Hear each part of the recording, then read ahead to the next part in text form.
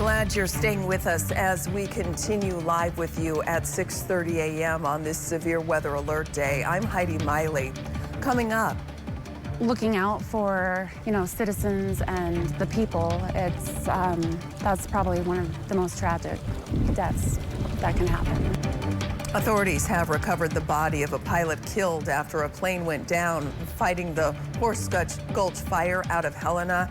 I'm also looking at the latest on evacuations and what they're up against today.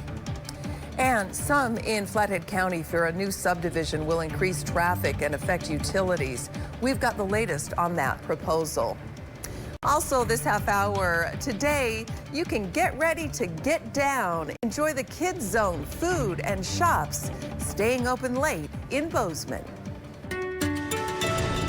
Well, the time is at 6:30. Live look this morning over Flathead Lake. Polson got a couple of clouds out there. We have some hazy sunshine to kick off your morning in Butte and Kalispell. Also Bozeman, a little haze out there in our Opportunity Bank of Montana weather camera. Windows are open. Temperatures in the low 50s. 53 right now, Kalispell and Butte. 58 in Bozeman after that high of 101 yesterday in Missoula. We are currently sitting at 65 degrees. Here's a live look at radar. We've been tracking a little bit of monsoonal moisture working its way in, and that's what we're going to see throughout the day today and on into the end of the week and weekend. That means the threat of a couple of isolated thunderstorms. Storm Prediction Center does have just kind of a slight chance of maybe seeing a couple of non-severe type thunderstorms popping up today, generally along and south of Interstate 90 around the Butte-Bozeman area, but also extending into central and eastern Montana as well. Your day planner, 90 by noon in Missoula. If you're heading out to downtown tonight this evening, temperatures upper 90s, right around 100 degrees for us again today. At 5 p.m. we're at 97 degrees. For Bozeman, your day planner, temperature will be at 84 by lunchtime, getting close to 90 that 2 o'clock hour at 5 p.m. tonight, making your way to downtown Bozeman for Music on Main. Temperatures, they're going to be warm. In fact, you could tie a record this afternoon in Bozeman. I'll tell you how long the record heat's going to last with our 10-day forecast coming up in the morning sprint. Yeah, thank you, Brooke. The Lewis and Clark County Sheriff is confirming the death of a pilot after a firefighting plane crashed northeast of Helena. It went down in Hauser Lake along the Missouri River. The contracted plane was loaned to the Forest Service from Idaho to help fight the Horse Gulch fire. The plane came apart after it crashed in the water. The undersheriff confirms search teams have recovered the pilot's body. A nearby business owner heard the crash unfold. We heard it come up along the side of the cliffs over here and almost heard a popping noise and then nothing for a moment. And there it kind of turned into a little bit of chaos. The NTSB is investigating. Still no word on why the plane went down. Meantime, strong wind gusts have pushed the Horse Gulch fire through more than 600 acres of dried out land with dead and dying timber. I clicked on the incident page for the Forest Service. It says this is a human-caused fire still burning out of control and threatening critical values on the southern flank. It's burning south of York. Engines and helicopters are fighting the flames. A Type 3 team takes command today and is bracing for more hot, windy, and dry conditions. And the Lewis and Clark County Sheriff's Office reports homes between Cave Gulch and Magpie Gulch, north of Canyon Ferry, are ordered to evacuate.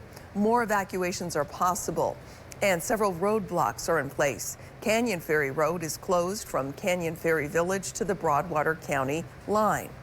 And the American Red Cross has a shelter up at Our Redeemer's Lutheran Church in Helena for anyone who's displaced.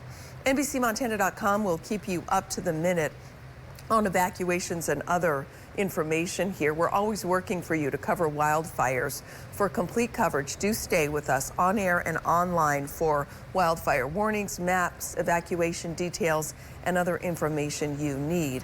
And follow us on social media for the latest details, too. All right, in our other top stories now, drowning victims from Glacier National Park on Saturday are now identified as 26-year-old Siddhant Patil and 28-year-old Raju Jha. Patil reportedly fell into Avalanche Creek and is presumed dead under the gorge there. Officials will continue their search efforts on air and in the ground, but earlier it was too dangerous. Jha was swimming in Lake McDonald near Sprague Creek Campground and was about 30 yards out when he went under. He began struggling there. Flathead County Sheriff's dive team responded and his body was recovered at about 8:20 Saturday night. Fish, Wildlife and Parks have trapped and euthanized a black bear along the Hungry Horse Reservoir in Flathead County after repeated conflicts in a pair of campgrounds. The bear was getting into unsecured food attractants at the Emery Bay Campground and the Goosehead camping area. The bear was reportedly hanging out around the campgrounds trying to get other food. It broke into a vehicle and also got into a tent. A camper was cited for disobeying the Flathead National Forest food storage order by improperly storing a food attractant. All switching gears and happening today, the 24th annual Music on Main Summer Concert Series kicks off in downtown Bozeman from 6:30 to 8:30 tonight with Tyler and the Train Robbers. You can dance to the music on Main from Rouse to Black Avenue. The Kids Zone has inflatables and other interactive activities. Nonprofit groups are running that area. You can grab a bite from many rotating food vendors and step into a few of the downtown stores staying open late.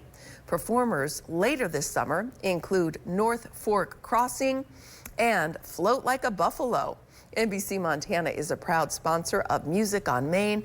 The concerts run through August 15th, and they are free for everybody. And in Butte happening today, volunteers are needed to get the historic original mine yard ready for more performers from all over the world, as we have seen in past festivals here. Volunteers are gathering to get the stages and tents ready for this year's entertainment.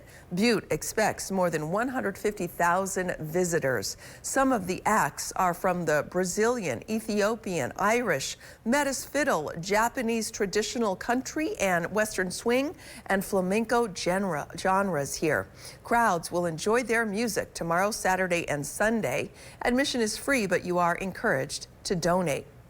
And with the excess sun and heat forecasted, Intermountain Health St. James Hospital will have a booth at the original mine stage with free sunscreen, sunglasses, and fans.